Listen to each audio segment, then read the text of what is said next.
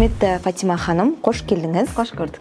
Жалпы енді Маңғыстауда осы мұнай-газ саласынан бөлек қай салаларда даму әлеуеті бар деп ойлайсыз? Ең біріншіден мен туризм деп айтар едім. 1-2 жылдың ішінде көптеген қажеттіліктер өзгеріп жатыр. Қазір өкінішке орай кәсіпкерлікпен айналысатын адамдар бастайды да ары қарай кәсібін жаңағыдай банкротқа ұшырап қалады. Қазақстандағы өңірлердің ішінде біздің Маңғыстаудың экономика саласын өсіретін қандай тетіктер бар? Негізі инвестиция тарту бойынша бізде мүмкіндік көп. Негізгі осы экономика саласын зерттеп жүрген ғалымдардың рөлі жоғары. Басқа жаққа баратын болсақ, онда өндіріс пен инвестицияны дамыту керекпіз. Армысыздар, құрметті көрермен. Маңғыстау облысы қоғамдық коммуникация орталығында ашық әңгіме бағдарламасы және оның жүргізушісі мен Гүлжан Нұржан. Бүгін біз Маңғыстаудың экономикасы жайлы сөз қозғайтын боламыз. Ендеше қонағымызбен таныс болыңыздар. Шахмардан Есенов университеті экономика және қаржы кафедрасының аға оқытушысы, экономика PhD докторанты Фатима Салқынбаева. Құрметті Фатима ханым, қош келдіңіз. Қош көрдік. Бірден алғашқы сұрағымызға ойсақ, бірінші сұрақ: Маңғыстау облыстың экономикалық дамуы үшін негізгі драйвер салалар қандай деп ойлайсыз? Сәлеметсіздер ма? Бүгінгі бағдарламаға қош келдік. Енді Маңғыстау облысын айтатын болсақ, Маңғыстау облысы Батыс Қазақстанда орналасқан бірден бір стратегиялық дамуы жоғары өңір болып табылады. Енді бұл жерде айтатын болсақ, драйверде бізде мұнай-газ өнеркәсібі болып табылады. Маңғыстау облысында мұнай-газ секторы ерекше жоғары дәрежеде дамыған. Екінші мен айтар едім, көлік, логистика. Өйткені бізде Қазақстан бойынша логистика, оның ішінде Европа мен Азияны біріктіріп тұрған бірден бір облыс болып табылады. Осы арқылы бізде Ресейге, Әзербайжанға, Иранға осы порт арқылы шығуға бізде мүмкіндік бар. Осы үлкен даму саласында осы драйвер деп мен айтар едім Маңғыстау облысында. Жауабыңызға рахмет. Енді келесі сұрақты қойсам, жалпы өзіңіз жаңа айтып өттіңіз, біздің драйвер салалардың қатарында мұнай-газ бар. Жалпы енді Маңғыстауда осы мұнай-газ саласынан бөлек қай салаларда даму әлеуеті бар деп ойлайсыз? Ең біріншіден мен туризм деп айтар едім. Өйткені бір Маңғыстау өте климаты жайлы, сонымен қатар Каспий теңізі бар, теңіз жағалауы бар. Сонымен қатар біздің кереметтей демалыс орындарымыз бар. Атап айтсақ, Бозжыра, Қызылкөп, Шерғала, Айрақты, сонымен қатар Тұзбайыр бар бізде. Сонымен қатар бізде Бекет ата, Шопан ата, Қарамат ата, киелі жерлеріміз бар. Бұл бізде туристерді тартуға бірден бір орын деп айтар едім. Сонымен қатар қазір біздің өңірде мұнай-газ саласынан басқа IT, цифрлық экономика дамып жатыр. Қазір дамығандығы соншалық жасанды интеллект келді. Қазіргі 1-2 жыл экономикалық зерттеулер бойынша 1-2 жылдың ішінде көптеген жаңағыдай қажеттіліктер өзгеріп жатыр. Атап айтсақ, мысал үшін қазір жұмысшыларды роботтар ауыстырып жатыр. Бұл дегеніміз IT саланы біздің өңірде дамыту қажеттілігі жоғары деп айтар едім. Сонымен қатар енді өзім бұл экономист ретінде экономикада бұл және қаржылық сауаттылықты бізге сұраныс жоғары деп айтар едім. Өйткені қазіргі таңда біз әрбір Маңғыстау өңірінің азаматына қаржылық сауаттылықты үйрету керекпіз. Мектеп жасынан, колледж, университетте, сонымен қатар жұмыс жағдайында. Өйткені кредиттер бар, тұтынушылық несиелер бар, тағы да басқа несиелер бар, микрозаймдар бар. Соларды бізде соларды оқытып, сол салаға қарай бізде дамуды бағытын өзгерту керек деп мен айтар едім. Мұнай саласынан басқа. Сол салаларға қазіргі таңда сұраныста көбейіп жатыр біздің өңірімізде. Пікіріңізді толықтай қолдаймын. Келесі сұраққа көшсем, өңірдің экономика саласын жоғарылату үшін қандай салаларды дамыту керек? Мен айтар едім, енді қазіргі таңда өзім экономист ретінде зерттеп жүрмін. Сонымен қатар шетелдік тәжірибелерді зерттеп жүрміз. Жақында осы докторлық диссертацияны зерттеу мақсатында Лондонда, Ұлыбритания елінде 1 айлық тағылымдамада болып келдім 2024 жыл. Ол елде мен барып сұрағанда, сіз осы Ұлыбритания қандай бағытта дамып жатыр дегенде, олар маған 2 бағытты ұсынған. Ол біріншісі білім, екіншісі туризм. Білім саласы қалай дамып жатыр деп зерттейтін болсақ, енді Оксфорд университеті 2 жыл қатарынан рэнкингс деп айтады, оларда рейтинг бойынша әлем елдерінде бірінші орында. Сонымен қатар IELTS деген бар, халықаралық сертификат дайындайтын.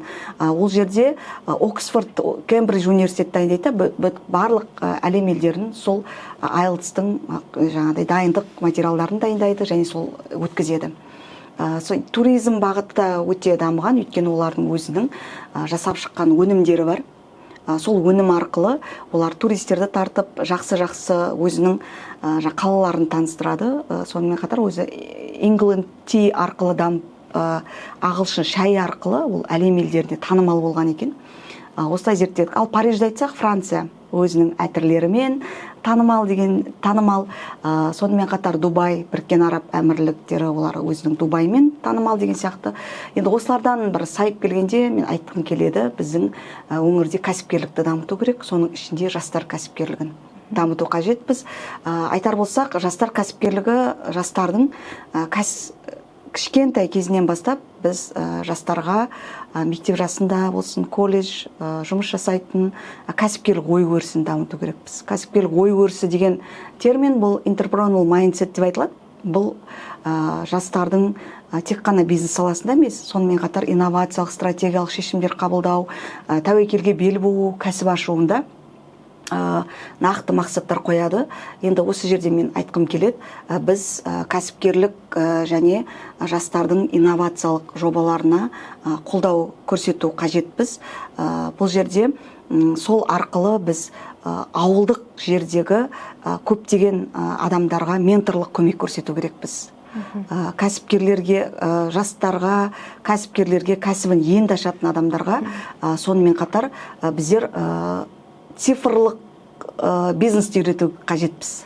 Енді тағы да айтып кетейін, e-commerce деген бар, коммерциялық маркетплейстар бар. Қазіргі кезде маркетплейстан біз Wildberriesті білеміз, Pinduoduo'ны білеміз, сонымен қатар бізде Қазақстанда Каспий дамыған. Осы жерге біздің осы кәсіпкерлердің өнімдерін қалай салу керек, одан қалай пайда табу керек, осы саланы бізде дамыту қажет деп мен айтар едім. Сонымен қатар осы жерде әр әйелдердің кәсіпкерлігінде дамытуымыз қажет. Жауабыңызға рахмет. Жаңа өзіңіз айтып жатырсыз, кәсіпкерлікті дамыту керек деп.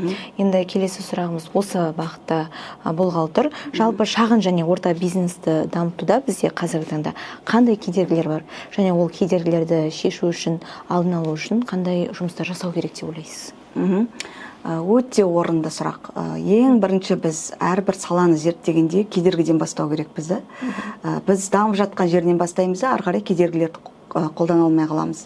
Экономикада SWOT талдау деген бар. Бұл жерде өте керемет талдау. Әрбір істі бастаған кезде осы талдауға салсаңыздар, бәрі нақтысы шығады. Әлсіз жақтары, күшті жақтары, мүмкіндіктері қандай, қауіп-қатер қандай. Қауіп-қатер бұл жерде білу керек та, кедергі, қауіп-қатер қандай деген сияқты.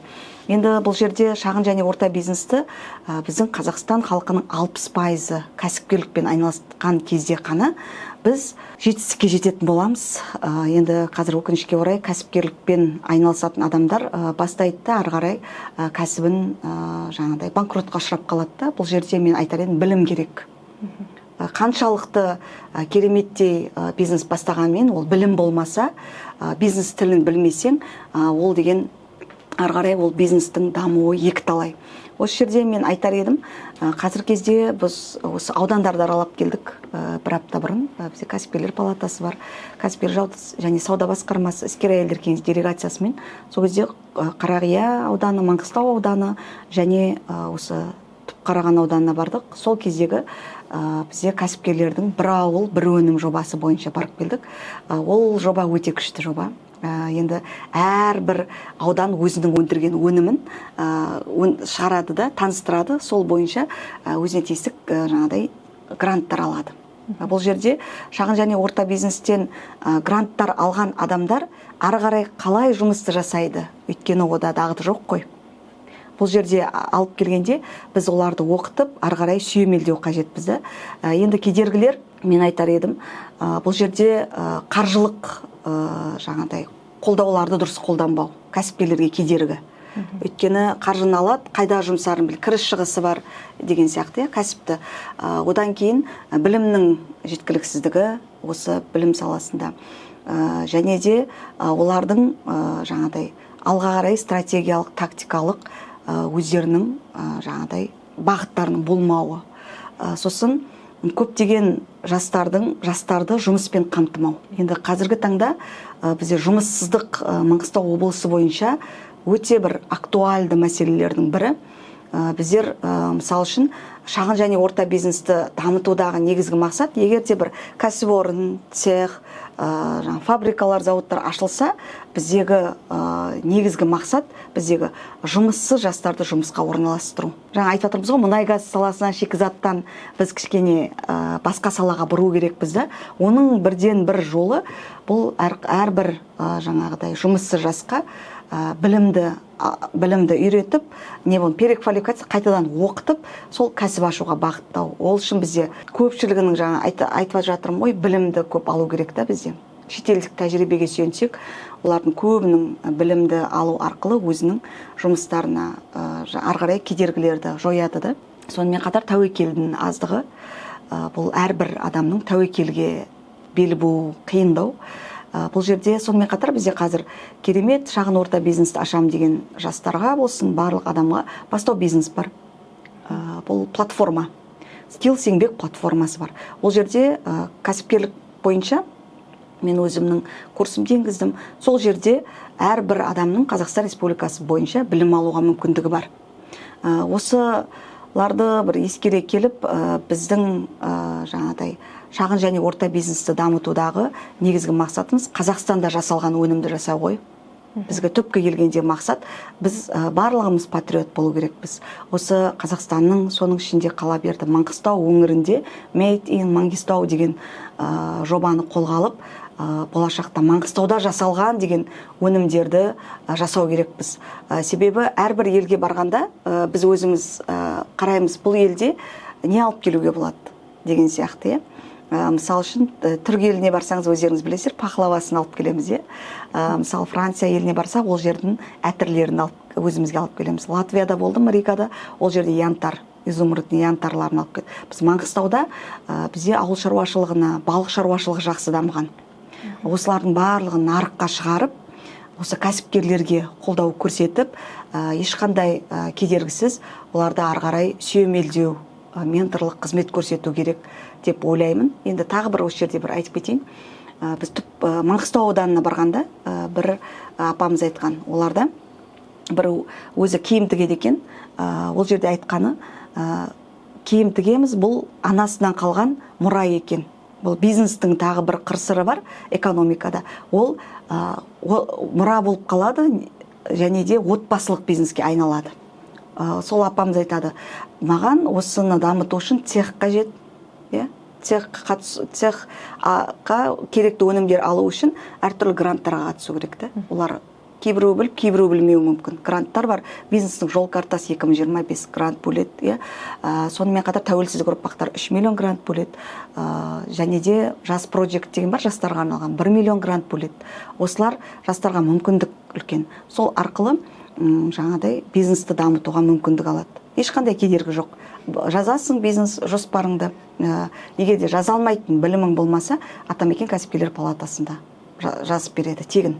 Соны ары қарай алып келу керек. Біз келіп тұрған мүмкіндіктер осылай түсіндіру жұмысын көп жүргізу керекпіз. Түсіндіру жұмысын жүргізу арқылы біз жастарды өз кәсібін ашуға, дамытуға мүмкіндік алатын едік.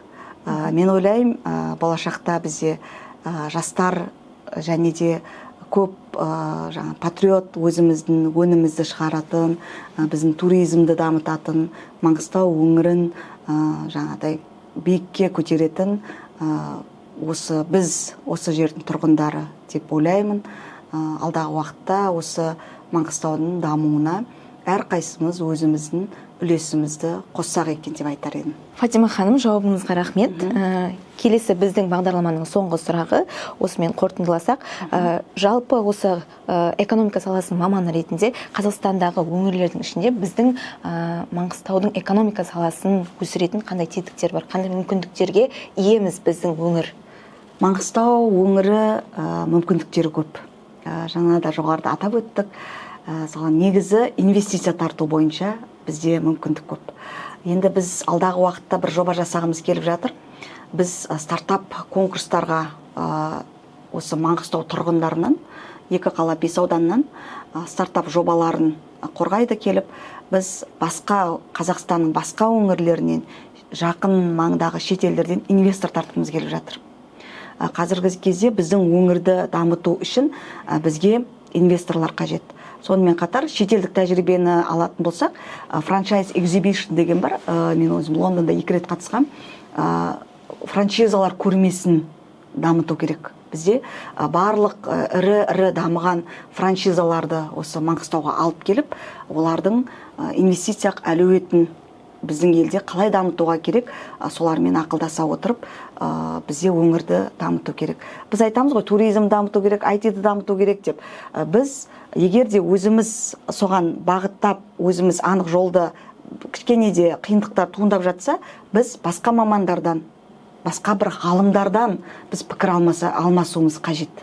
Экономиканы дамытуда негізгі осы экономика саласын зерттеп жүрген ғалымдардың рөлі жоғары. Жаңа айтады ғой, президент Қасым-Жомарт Тоқаевтың ұлттық құрылтайда Бурабайда өткен. Біз ғылым мен өндірісті байланыстыру керек бізді. Сонымен қатар біз ары қарай да уже өндіріс арқылы инвесторларға қарай шығамыз. Осы шикізаттық сектордан біз басқа жаққа баратын болсақ, онда өндіріс пен инвестицияны дамыту керекпіз. Бізге инвесторлар қажет. Инвестициялық климат дамитын болса, Маңғыстаудың әлеуеті жоғарылайды өңірлер арасында. Құрметті Фатима Дәулетбайқызы, осында келіп, өзіңіздің ойыңызбен бөліскеніңізге, біздің бағдарламаның қонағы болғаныңызға алғысымыз шексіз. Құрметті көрермен, осымен біздің бағдарламаның кезекті саны аяқталды. Келесі кездескенше сау болыңыздар.